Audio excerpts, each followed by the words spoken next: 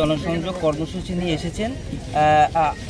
আমরা একটুখানি আগে দেখছিলাম যে তৃণমূলের নেতারা একেবারে এলাকা টহলদারি দিচ্ছেন এবং এখনো পর্যন্ত কিছু তৃণমূলের নেতাকর্মীরা ঠিক আপনি যে একটা বক্তব্য দিচ্ছেন আপনার কিছু না বলছেন তো অসুবিধা কি হচ্ছে? তৃণমূল তার মতো করে রাজনীতি করবে, আইএসএফ এর মতো করবে, সিপিএম এর মতো করবে, বিজেপি কংগ্রেস যার ইচ্ছা যেরকমভাবে রাজনীতি করবে। আর কেউ যদি ধমকে চমকানো করতে যায় তাহলে ছাড়াবে না, 100 বার থাকবে। এটা গণতান্ত্রিক রাষ্ট্র। বা পশ্চিমবাংলায় মানুষ যে যার মতো যার দল যাকে ভালো লাগবে সে তার দল করবে, তার কোনো সমস্যা নেই আমার। আপনি চালতাবেড়িয়া গ্রামে আসলে এবারে এই কাছে ঘুরঘুর করছে, এটাও তো হতে পারে আইএসএফ এর আদর্শ সব দেখছে, বিগত দিনেও দেখেছে, হয়তো গা ঘাসাচ্ছে, আগামী দিনে আইএসএফ এর ঝান্ডা ধরবে, ভিতর থেকে অনেক যোগাযোগ রাখছে। শওকত বাবু যেভাবে এদেরকে শোষণ করছে না, এরাও ব্যতিব্যস্ত হয়ে পড়েছে। শওকত মোল্লার র কমিটি থেকে বাদ দেওয়া হয়েছে, কোর কমিটি থেকে বাদ দেওয়া হলো। কি করবো আমি? তারপরে তৃণমূলের নেতারা আইএসএফ এর নেতাদের পাশে ঘুরে বেড়াচ্ছে এবং কি তাহলে কি তারা জয়েন করবে? তারা শওকত মোল্লার পাশের লোক তারা। আমি ওটা বলতে পারছি না, তবে একটা কথা বলছি, শওকত সাহেব বড় নেতা হোক কোনো দিনের জন্য চাইবে না সবসময় বোমাবাজি মারামারি হানাহানি করবে, এটা দেখাতে চাই। শুধু শওকত সাহেব নয়, আরও যারা আছে তাদেরকে এরা কোনোদিন নেতা করতে দেবে না, এদের মারামারির কাজে লাগাবে। এই কি একটা কোর কমিটি থেকে দেখলাম সেখানে হলো, সেখানে শওকত সাহেবের নাম নেই, অলরেডি সে শওকত সাহেব। এটা অনেক বিতর্ক আছে, অনেক তর্ক আছে। শুধু একটা কথা আমি বলবো, যে গরু দুধ দেয় তাকে লালন পালন করবে, দুধ দেওয়া বন্ধ হয়ে গেলেই তাকে বাজারে তুলবে। আরাবুল ইসলাম সাহেব এতদিন দুধ দিচ্ছিল, আরাবুল ইসলাম সাহেবকে লালন পালন করেছে, খাইয়ে দাইয়ে হষ্টপুষ্ট করে রেখেছিল। যে এই দুধ দেওয়া বন্ধ করে দিয়েছে, ওই আমাদের তো মামলা ছিল, আরও অনেক মামলাতে জেল খাটিয়ে নিয়েছে। তো আমি এখন দেখছি এবার যেন মনে হচ্ছে শাহজাহান শেখের পরে আর শওকত সাহেবের মধ্যে একটা টার্গেট মনে হচ্ছে, আমার যতটুকু বুঝতে পারছি।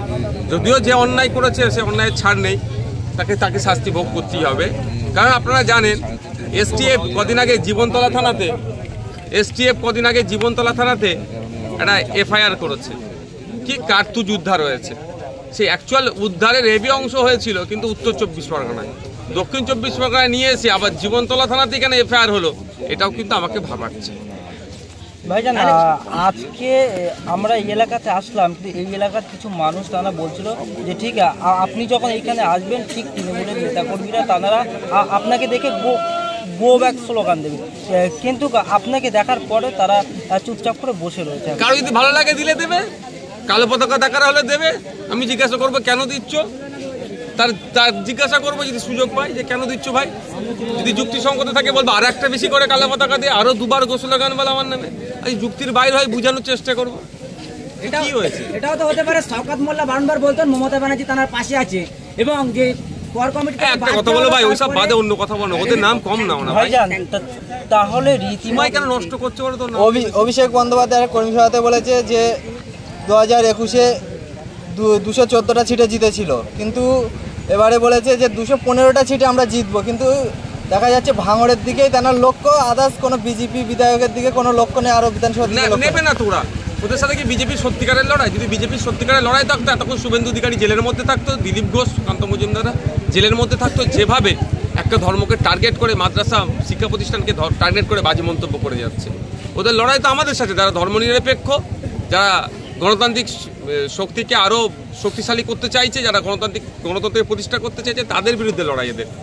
কারণ আমরা জাত ধর্ম বর্ণের নির্বিশেষে বঞ্চিত মানুষের পাশে থাকছি, এই জন্যই এদের অসুবিধা হয়ে যাচ্ছে। আমরা বিধানসভার মধ্যে ফেক ST/SC সার্টিফিকেটের বিরুদ্ধে যেভাবে কথা বলছি, ওবিসি থেকে মুসলমানরা যাতে ইনক্লুড হয় ওবিসিতে তার দাবি তুলছি। আমরা বিধানসভার মধ্যে যেভাবে জলজমি জঙ্গলের দাবি করছি, অধিকারের কথা বলছি, ঠিক একইভাবে ওয়াকফ সম্পত্তি যেন না বেহাত হয় তার কথা বলছি।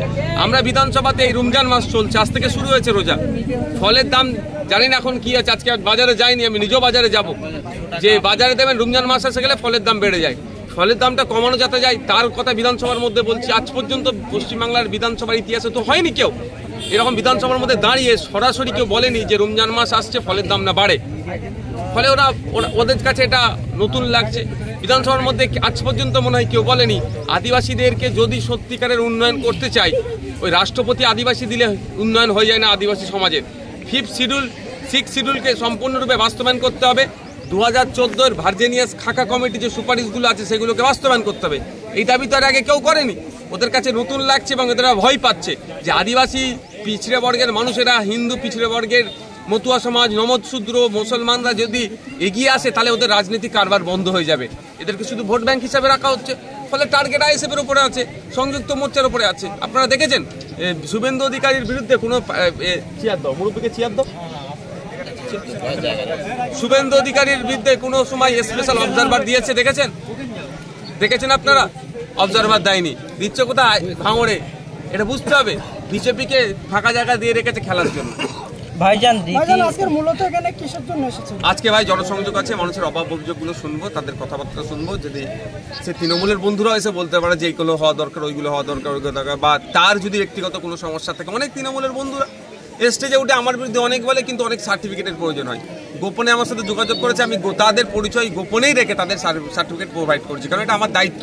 একজন বিধায়ক হিসাবে আমার দায়িত্ব হচ্ছে প্রত্যেকটা নাগরিককে আমার নির্বাচনী ক্ষেত্রে তাদেরকে পরিষেবা দেওয়া, আমার এখতিয়ারের মধ্যে যেটা হচ্ছে। আমি কাউকে চাকরি দিয়ে দিতে পারবো না অর্থের বিনিময়ে, সেটা আমার অবৈধ।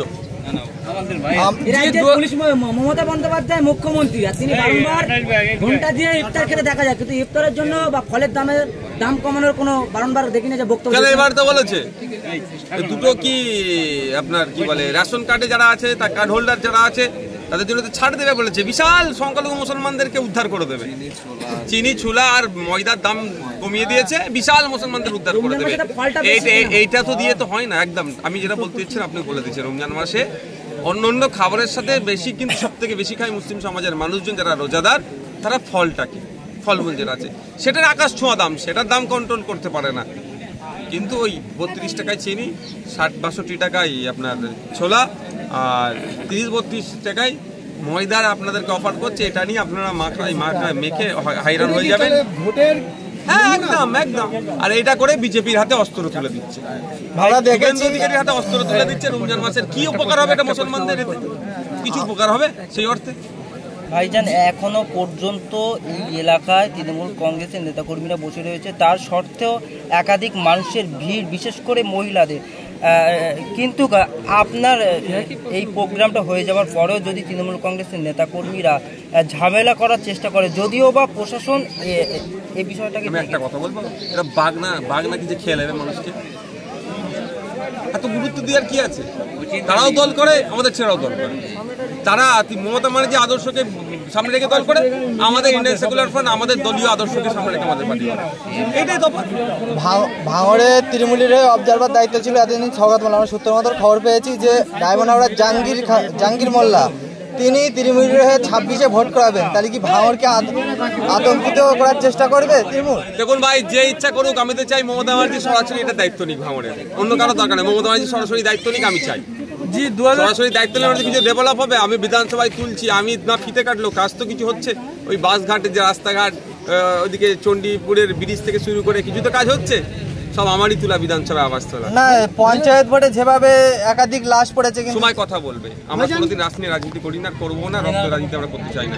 2026 অতি নিকটে, আর কিছুদিন বাকি আছে। তো দেখছি ভাঙড়ের বিভিন্ন অঞ্চলে বা বুথে বুথে গিয়ে জনসংযোগ স্থাপন করছেন, এটা কি 2026-এর প্রস্তুতি? 2021 থেকে শুরু করেছি, আমি জেতার পর থেকে শুরু করেছি। আমি বিভিন্ন সময় বিভিন্ন অঞ্চলে যাই।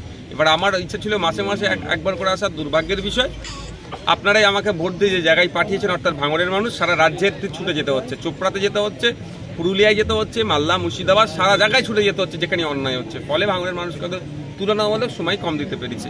রমজান কিন্তু একটা কথা তো, যেখানে যাচ্ছে ভাঙড়ের বিধায়ক তো বলছে, চোপড়াতে গেলেও ভাঙড়ের বিধায়ক, মালদাতে গেলেও ভাঙড়ের বিধায়ক, মুর্শিদাবাদে গেলেও মালগড়ের বিধায়ক, ভাঙড়ের বিধায়ক, পুরুলিয়াতে গেলেও ভাঙড়ের বিধায়ক। সেই ভাঙড়ের বিধায়ক এসেছে তাদের পাশে দাঁড়াতে। এটা ভাঙড়বাসীর একটা বড় অ্যাচিভমেন্ট। সূত্র মারফত খবর পাওয়া যাচ্ছে যে আরাবুল ইসলাম সাহেব আইএসএফে জয়েন করবেন, কি বলছেন? আমরা নেবো না, একদম নেবো না, বলে দিলাম। ঠিক আছে, থ্যাংক ইউ।